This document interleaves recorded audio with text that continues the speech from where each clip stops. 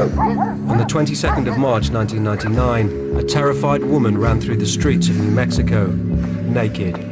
911. She'd escaped after being held captive by sadistic sexual torturer David Parker Ray. She wasn't his only victim. I was scared. I didn't know if he was going to kill me or not. He could get a woman in virtually any position. She was his sex slave. More than 30 women had passed through Parker Ray's torture chamber. The police suspected that many of them had been murdered. I've never had any question that David Parker Ray is a serial killer. The police launched a vast search for bodies, but Parker Ray was always one step ahead. David was a very intelligent individual and took great lengths to make sure that he was not discovered. Could one of America's most prolific serial killers get away with murder?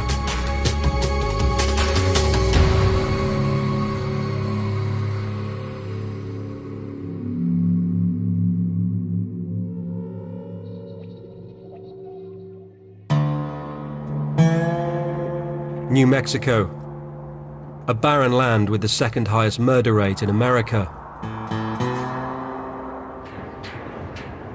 Cut off from the world by 40,000 square miles of desert, Truth or Consequences is a town where people go about their business and few questions are asked. Population 6,000 and falling. Truth or Consequences has kind of an undercurrent of criminal activity. We investigated a murder where a guy was stabbed 43 times. We had another murder where a guy beat his wife and put her in the trunk of the car and burned her in the car. Then there was a man found dead in his apartment. He had blue panties on and no other clothes. He had a doorknob inserted in his rectum. This is just a community where strange and bizarre crimes occur. On the 22nd of March 1999, the police received a call that would open a case far more shocking than anything they'd seen before.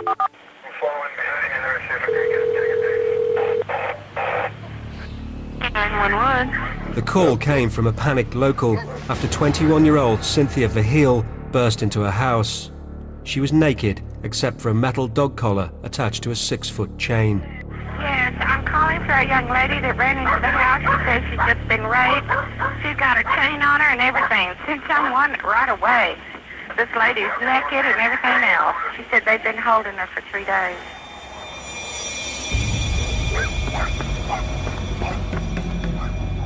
So the officers arrive on the scene. Cynthia Verheul's telling them, don't let them get me. They kidnapped me. They tied me up. They raped me. The officers, of course, you know, who and where and all these questions are coming up in their minds. And sometimes it's really difficult to get answers from a frantic person. Cynthia Verheul was a prostitute with a heroin addiction. She said she was abducted by a client and driven to a house on the outskirts of Truth or Consequences. As far as when a police officer is called to an incident involving a prostitute, that's always in the officer's mind is what degree of credibility do I give this lady? Especially if it's a real bizarre story. The house belonged to David Parker Ray, a 59-year-old mechanic. Cynthia said that she was on a bed in a kind of an expanded trailer house. She was naked, she was handcuffed, and she had a collar around her neck which was attached to a pole. She was given a bucket for a toilet. She was sexually assaulted. She repeatedly sexually assaulted. She was under the impression she was going to be killed, so she was desperate to get out. Cynthia Verheul said that she was held in this house for 3 days. On the third day, Cynthia Verheul said that a fight ensued. A lamp was broken. Cynthia Verheul then was able to escape out the back door of this residence. Parker Ray was arrested. The police obtained a search warrant for his house to investigate the prostitute's allegations.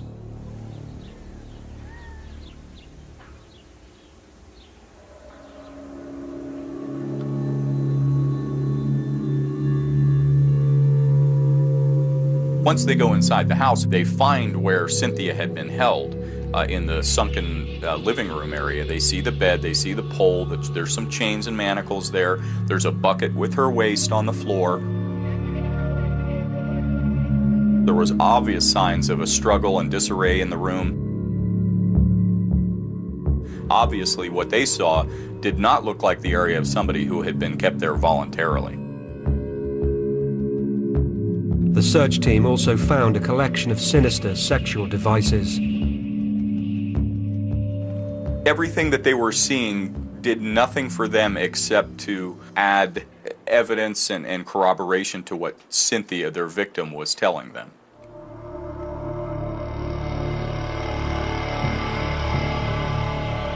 But nothing could prepare them for what they would find inside a simple white trailer at the side of Parker Ray's house. It wasn't really until the utility trailer was open that we really began to get a good understanding of what we were potentially dealing with. Then Pandora's box was opened.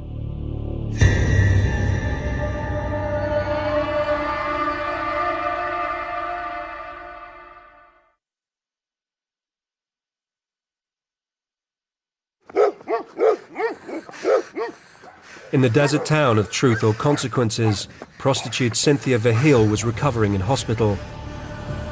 She had escaped from 3 days of sexual torture at the hands of David Parker Ray. Parker Ray had been arrested. He was a 59-year-old mechanic and a father of 2. Go ahead and state your name for the record. David Ray. David Parker Ray. Okay. He claimed that the prostitute had agreed to a session of rough bondage. Yes. Was she a willing participant, or did she not want to do it? She was willing. Okay. At Parker Ray's house, the police were discovering the horrifying truth. The search team had arrived at a seemingly innocuous white trailer.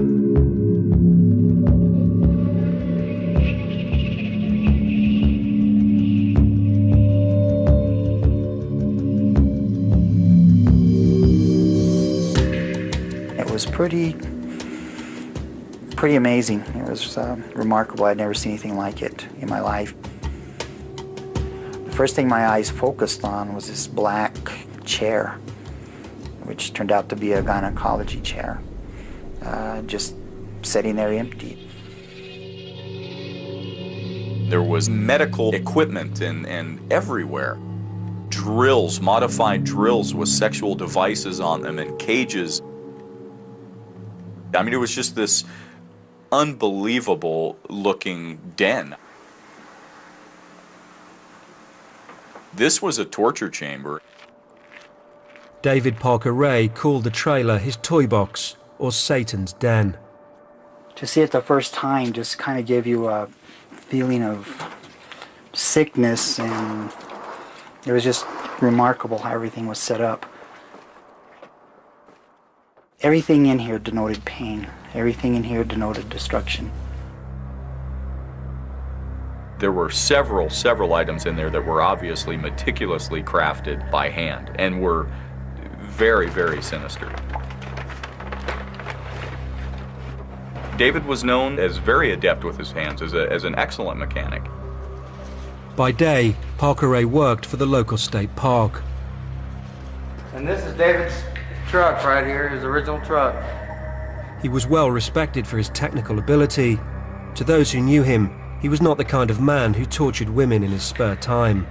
He was just a real nice guy. He just real nice, real smart. He was always eager to help these other guys do things, you know, around here. And these are some things that he made. He named them snake catchers. That's a rope through a piece of pipe. Put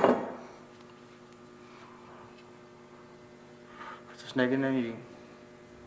It's a pretty creative piece of work he did there.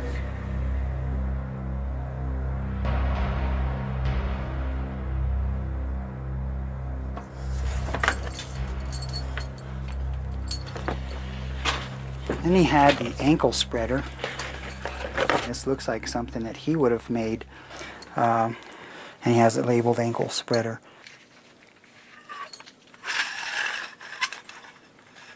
He could get a woman in virtually any position that he wanted her in. She was his sex slave when they entered this trailer. And then he had the dildo fashioned out of, looks like a plastic pipe, actually. These are nails that have been melted into this plastic collar, and this would be inserted in her vagina or anal canal. And he would work it until he could get it all the way in, and then they would have these spikes here. They're going to go in, you're going to get poked, it's going to be very painful, and rip their inner thighs out. I have to wonder how many people came in contact with all this stuff.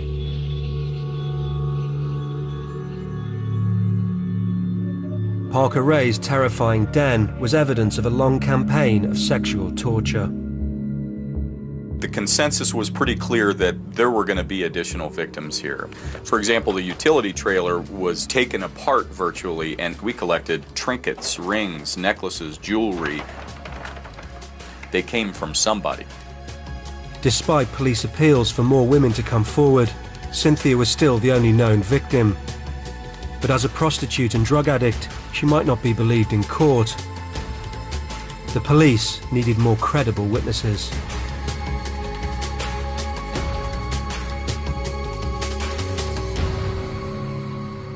Inside the toy box, Parker Ray had set up 2 video cameras. The suspicion was that he had recorded the suffering of his captives. It made sense to believe and was logical to deduce that there were videotapes somewhere. And many, many were found. There were probably 100, at least 100. Most of the tapes contained nothing of relevance, but one would prove explosive.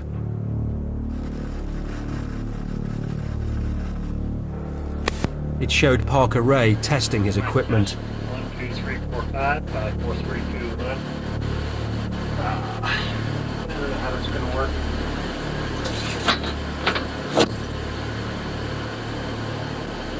Then it cut. This might turn it off. And when it came back to life, Parker Ray was with a captive.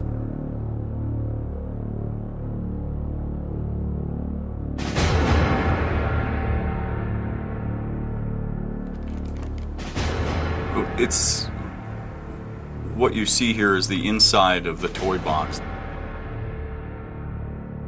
You see a youngish, blonde-haired woman with David, strapped down naked. He's standing over top of her or kneeling next to her at all times. He's constantly touching her, and it's obvious that he's trying to get some kind of sexual gratification out of this. She appeared to be unconscious, or at least unresponsive to anything he was doing to her. This doesn't have any of the earmarks of a consensual encounter between 2 people who just enjoy this kind of behavior. The videotape was crucial evidence of another victim, but who she was a mystery. We're looking at this videotape and we need to know who this person is. He moves her leg at one point, and what's exposed on her right calf, on the outside of her right calf, is a tattoo. And you can see it in the video, but it's not clear, and it looks like a pretty, it looked like a pretty big tattoo. So we took this tape to the FBI to have it enhanced. Once the image was enhanced, we provided that to the media. Very shortly afterwards, a woman came forward and said, "That's my tattoo. That's me."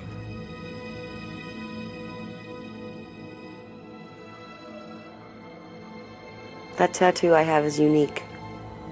Nobody else has it. Kelly Van Cleve was a 25-year-old childminder. She was a friend of Parker Ray's daughter, but had no recollection of ever going to his house, and no idea why the FBI had a picture of her tattoo. They told me that it came off of a video they found in David's house. Toy box, as they called it. It was weird, and I was scared. Initially, it was clear that she was having difficulty remembering everything that had happened to her in the utility trailer and in her experience with David. Before the FBI contacted me, I used to have nightmares of being tied to a table or handcuffs or duct tape scared me. But I could never put any of it together. And then when the FBI called, then I knew they weren't just dreams, nightmares. They were real. Kelly was struggling to remember the details of what Parker Ray had done to her, but the police had made a chilling discovery in Parker Ray's house which would explain everything.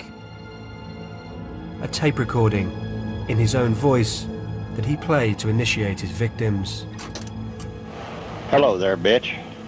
I'm going to tell you in detail why you have been kidnapped, what's going to happen to you. This was sinister stuff. Now, you are obviously here against your will.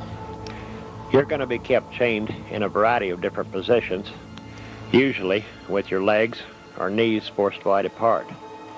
You'll be raped thoroughly and repeatedly in every hole you've got. Midway through, the tape revealed that Kelly's memory loss may have been no accident. You're going to be drugged up real heavy with a combination of sodium pentothal and phenobarbital. You're not going to remember a fucking thing about this little adventure or what has happened to you. Sodium pentothal and phenobarbital numb pain and induce amnesia. It seemed Parker Ray was using drugs to control his victims and ensure they would not remember his crimes. Maybe it explains some of the things that were done to me. Being tied down and how uncomfortable you're gonna feel and being used as a sex slave. Parker Ray released Kelly 3 days after taking her captive, confident that she would never remember her ordeal.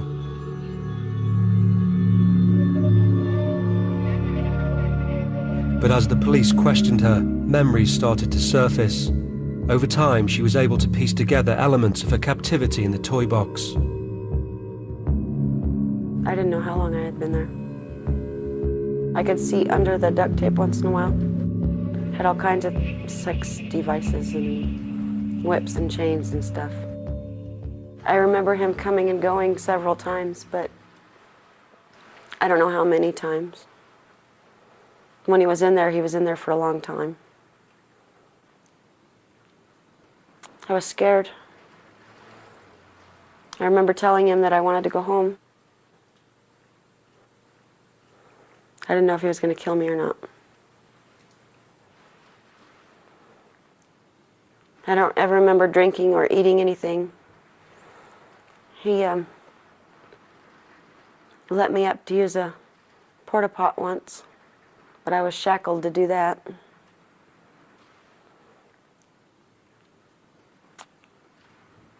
I remember him using different kinds of toys on me.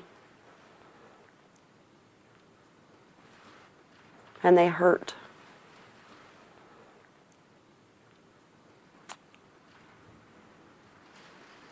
That's about all I remember.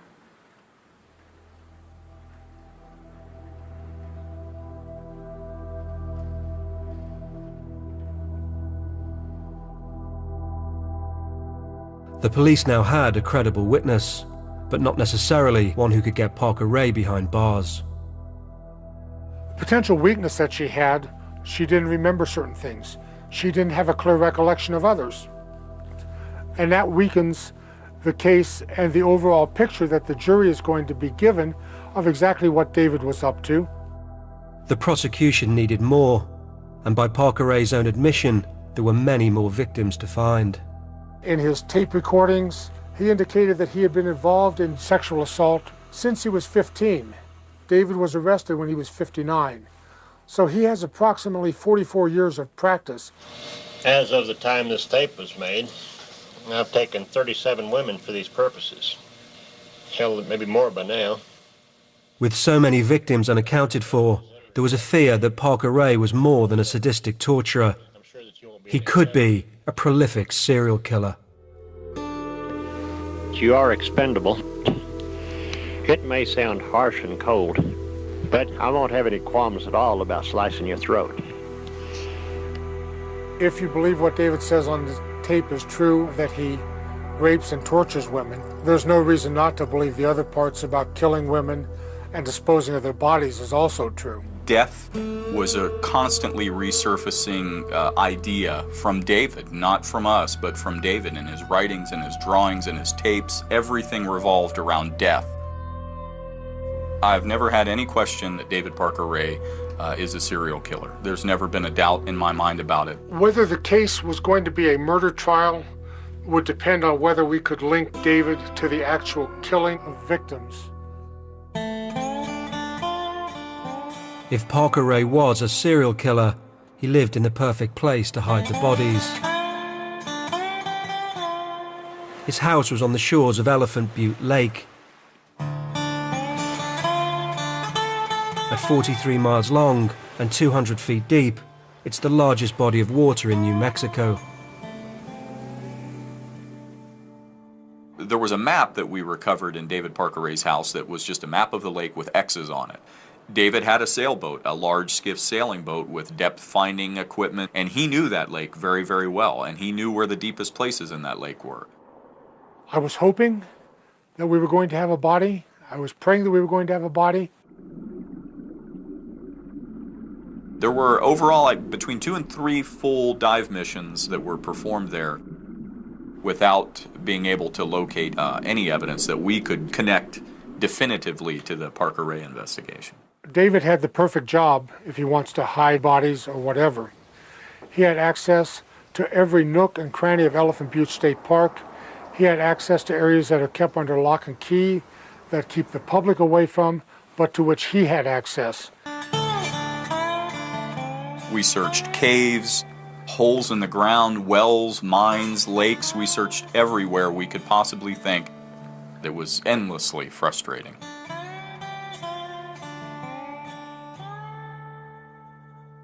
The case against Parker Ray was weak.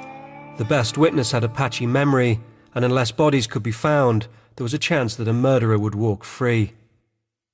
He was an intelligent man and capable of going the extra mile and making an extra effort, especially when it came to this kind of behavior, to do what he needed to do to avoid detection, and I believe that's what he did.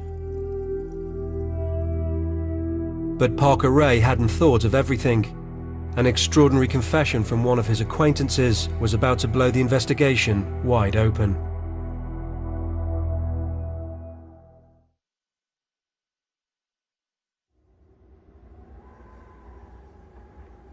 Police believed that victims of David Parker Ray's campaign of sexual torture were buried in the New Mexico desert. But no bodies had been discovered, and the case against him was on rocky ground. The only known surviving victims were a heroin-addicted prostitute and a woman whose memory of her captivity had been scrambled by Parker Ray's cocktail of drugs. But Kelly Van Cleve clearly remembered what happened before she was drugged. In July 1996, she was abducted from this once bustling bar on the outskirts of Truth or Consequences. We rounded up a bunch of friends and went bar hopping, and this is where we ended up. We always ended up here. No matter where we started, this is where we quit. There used to be a little mini bar sitting here. Pool tables right there. And we were playing pool, and I had ordered a beer. And I left to take one of my drunk friends home. And came back, and some of my other friends left. And at the end of the evening, it was just me and Jessie. Jessie Ray, David's daughter. Jessie agreed to give Kelly a lift home, but she drove straight to her father's house. The fact that it was his own daughter kidnapping just shows the depth of his resolve when it came to this behavior, and also showed his lack of emotional involvement with just about anybody or anything. I just remember being on her couch, her dad's couch. That's when they held the knife to my throat and put the dog collar on, the duct tape, the handcuffs. And I ended up tied to a table.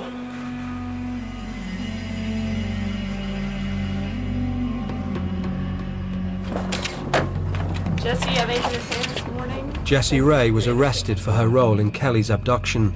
Are you optimistic that you'll be out soon? Yeah. It wasn't the only time she'd taken someone home to meet her father. In July 1997, 1 year after Kelly's abduction, a friend of hers had gone missing from the same bar. Marie Parker was a 21-year-old mother of 2. And it was almost midnight. She said she was going to go home and check on her kids. She'd be right back. By the time the bar closed at 2 o'clock, she still wasn't there and her car was still there, so. But somebody said Jesse followed Marie out. No one has heard from Marie Parker since that night. She had 2 little girls. There was no way she was going to leave her kids. So I knew something had happened. The similarities between Kelly's abduction and Marie's disappearance seemed unlikely to be coincidence. You ever heard of a woman named Marie Parker?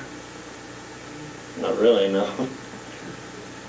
She's a woman that disappeared about 2 years ago. And I just thought I'd ask, since I had the opportunity, I'd ask, see if you had any information that you could provide me with that. With Marie Parker, we knew he was involved, but we didn't have enough information or evidence to pin anything on him. She's the one that disappeared from one of the bars? Yes, sir. I know of the incident, that's all. You weren't a part of that by chance? No, certainly not. On the night Marie disappeared, Jessie Ray had been at the bar with a friend of her father's called Roy Yancey. The police suspected he was an accomplice and brought him in for questioning. His statement was astonishing. From what I understand is that he's had many years of kidnapping, torturing, and killing women. The story that Roy gave was that Marie Parker had in fact been a victim of David Parker Ray, that she had been abducted while she was in the toy box. She was systematically tortured over a period of a couple of days. When she wasn't being tortured, she was placed on a cot and slid underneath a part of the wall in the toy box that they could shut and lock. And at the end of all of this, the information that Roy Yancey gave us was that he was instructed to kill Marie Parker by strangulation. How did you come up with the idea to kill Marie? That was David Ray Parker's idea. It's pretty remarkable. It just seemed like it went up to a different level, and each level it went up to, it became more overwhelming. And then I began to wonder, where's it going to end? I know they ended up giving me a rope and telling me to strangle her. And she wasn't dying fast enough. Okay, but you said she wasn't dying fast enough. Was she struggling, or? Yeah, she was struggling. We have no doubt that his statement was accurate. His details were such that it's unquestionable that Roy Yancey killed Marie Parker. I was told not to tell anybody anything, or I was going to be killed and thrown in the ditch. And who told you that? David. If Roy Yancey could take the police to Marie Parker's body, they'd finally have the evidence to link Parker Ray to murder. David and Roy, according to Roy Yancey, took the body out to a remote location in the desert, rolled it down a ravine, covered it up with a little bit of dirt, and then drove back. And Roy was very specific and detailed about the location where this happened. He remembered, he said pretty well where this was. We felt that if we were able to locate this body, it was going to be a domino effect, and soon this was going to lead to more and more and more. We spent the better part of a week with Roy Yancey going to several different locations. We had 40 people out looking in these areas. We had helicopters out looking in these areas, and still we weren't able to recover a body. And Roy's, I guess, hypothesis, which seems to be credible and makes sense, is that David returned to that location after the body had been disposed of and relocated it. Yet again, David Parker Ray had been meticulous in avoiding detection. We spent a great deal of time chasing an intelligent man who was well versed in what he was doing and certainly able to cover his tracks very effectively. We were always one step behind him. There's thousands upon thousands of deep, narrow ravines, nooks and crannies, and where do you look? We could be standing above her right now and never know it. And I often wonder how close did we actually come to her or some of the victims during the course of this. Roy Yancey pleaded guilty to second-degree murder and was sentenced to 20 years.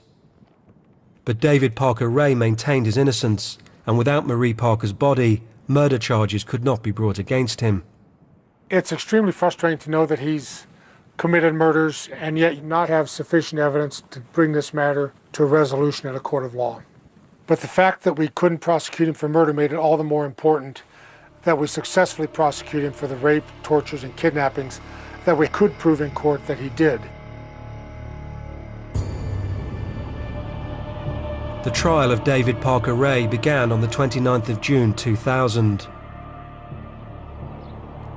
His fate now lay entirely in the hands of Kelly Van Cleve. Despite her patchy memory, she would have to convince a jury that he had kidnapped and sexually tortured her. I didn't want to go to court.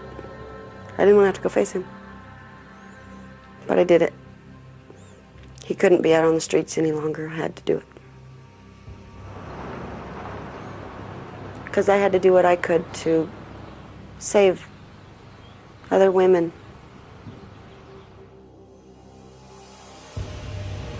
As Kelly took the stand, Parker Ray was just feet away.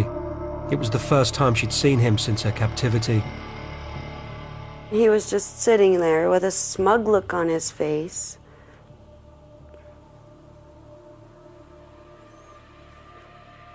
And it pissed me off. He acted like he was totally innocent and he had done nothing wrong. I didn't want to cry and let him know how much he hurt me. I didn't want to be his victim. That was difficult. Kelly explained what she could of her ordeal in the toy box, but under cross-examination, she was attacked rigorously. The defense point of view has to be in this case that she's not a credible witness and therefore should not be believed because she couldn't remember what happened. You sit up there on the stand and wonder, are these guys going to believe me? David's story was that she came over quite willingly, that they had some beers, and that she had consensual sex, that the sex became kinkier as she stayed longer, and that he cleaned her up and sent her home at the end of it. Just lies. I think that was the most difficult part, was all the lies that they said. I could have faced David without the lies. People often do things that they can't live with. And so they have to change the way they feel about what happened, or the way they report what happened, or the way they feel about themselves to account for that behavior. The defense's claims that Kelly had consented to be in the toy box were contradicted by Parker Ray himself on the initiation tape that he played his victims. You are obviously here against your will. You'll be raped thoroughly and repeatedly in every hole you've got. But there was a problem. Kelly could not remember if Parker Ray had played the tape to her, so the judge ruled it was not relevant. The jury was not allowed to hear it. The suppression of the audio tape weakened our case because they were not able to hear David's actual planning, preparation, and his own voice. You're going to be kept like an animal. As far as I'm concerned, you're a pretty piece of meat. Your pussy and asshole is going to get a real workout. This was essentially a confession. The prosecution did have one more weapon to draw on: the video footage of Parker Ray torturing Kelly in the toy box.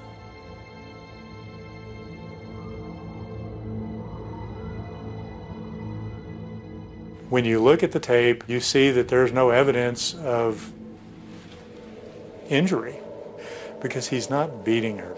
He's touching her gently.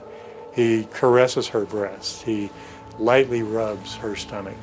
He lightly rubs her arms. She was able to sit there and loosen up her joints, and the way you would if you'd done something strenuous. And that was our interpretation of the tape. I knew the defense was going to try to turn everything around on me. But I didn't think that with the tape, I figured everybody would know.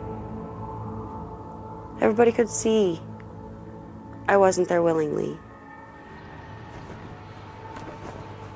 After a 2-week trial, the jury retired to consider whether Kelly's testimony was enough to lock up Parker Ray for life. Kelly's the one who the jury has to believe in order for them to return a guilty verdict. I didn't think there was going to be any way that a jury would come back with a not guilty verdict in this. When they finally made a decision and everybody got back to the courtroom, I knew it was going to be a guilty verdict. It had to have been a guilty verdict.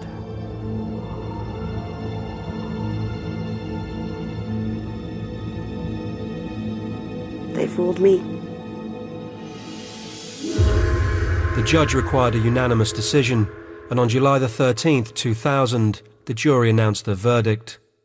Some jurors did not believe Kelly's testimony, so Parker Ray could not be convicted. It was a hung jury. When they came back with a hung jury verdict, I about fainted, literally. I didn't understand it. The decision was made to retry the case, this time with a different jury and a different judge. I didn't want to go through court again. But I had to. He was not going to hurt anybody else. 9 months after the first trial ended, the retrial got underway. In a boost to the prosecution, the new judge decided that Parker Ray's initiation tape was relevant to the case and allowed it to be heard. Parker Ray's voice filled the courtroom. Hello there, bitch. You probably think you're going to be raped, and you're fucking sure right about that. I remember hearing his voice, and it sent shivers down my spine. You're not going to remember a fucking thing about this little adventure. It was like you could cut through the air with a knife. As far as I'm concerned, you're a pretty piece of meat. Be smart and be a survivor. Have a nice day. The audio tape was a crucial piece of evidence, but everything rested on Kelly's testimony. For Parker Ray to be found guilty, Kelly would have to take the stand once again and convince the entire jury that she had been kidnapped and tortured. I was vulnerable. I was scared. But I was angry that he got away with the first one. Was he going to get away with the second one?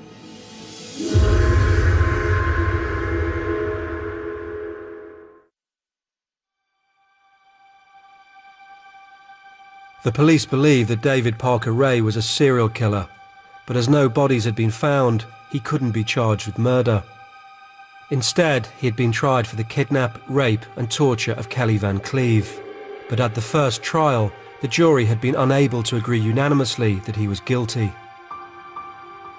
At the retrial, once again, everything rested on Kelly.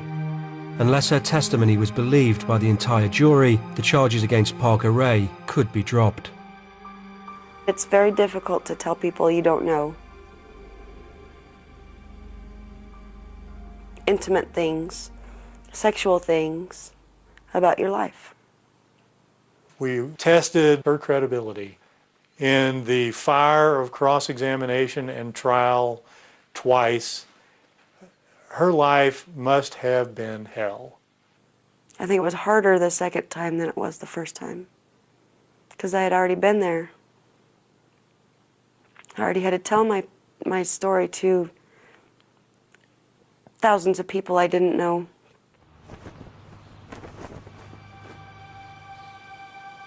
And that first jury didn't believe me.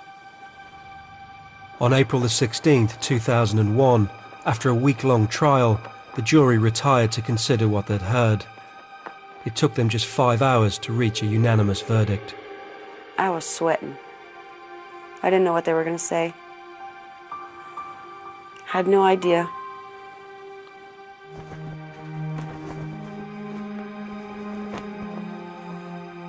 We got guilty. And he got 224 years in prison. Then we partied. Do you believe Kelly's version of events was true? So the question is whether I believe that she was abducted by the Ray family and held captive and raped and tortured. Yeah, I believe it. But you're his defense attorney. You seem to be saying that your client is guilty. I do seem to be saying that, don't I? In a deal with the prosecution, David Parker Ray gave up his right to appeal. In return, his daughter Jessie was released without trial for her role in Kelly's abduction. I knew that not everybody I would ever defend would be innocent. I knew that some of the people that I represented would be truly bad people. And I believe that on the spectrum of people who do not belong in society, David Parker Ray is right in there.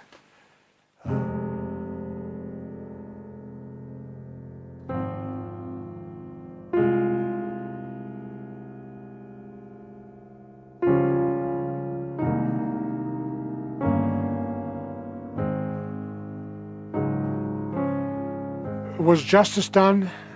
I don't think justice can ever be done in these types of cases. What David did to these women, no amount of punishment to him can take away what those women have to live with. David took too much of me away. I feel like I'm a totally different person. I don't go anywhere. I don't trust anybody. I miss the old me.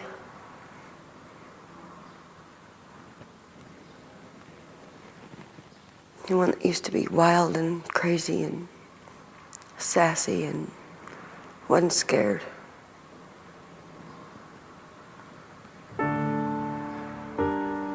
I would do just about anything to get the old me back.